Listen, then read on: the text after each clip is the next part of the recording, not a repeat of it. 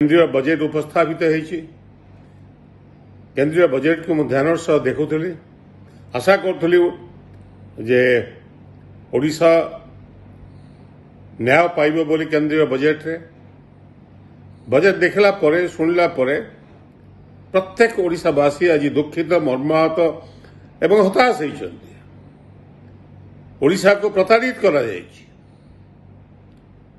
अन्य राज्य को साहाय्य दिया जाऊ कहारी आपत्ति ना, किंतु प्राथमिकता होची ओडिशा प्रथमे विचार को निया उचित। केवल यही दृष्टि नुहे जे बीजेपी बहु संख्यार लोके बीजेपी को भोट देइछंती बोली, किंतु ओडिशार वस्तुस्थिति संपर्क में जदि आलोचना करा जाए, ओडिशा गरीबी रे देश रे एक नंबर, अनग्रसरता रे आमे एक नंबर, मुंड पिछा आरे आमे सबुठु तले देश रे, कृषि उत्पादन रे मध्य आमे बहु पछार रही, दादन खटिबारे आमे भारत वर्ष रे एक नंबर होइछु। ओडिशार गरीबी को ए बजेट उपहास करिछि।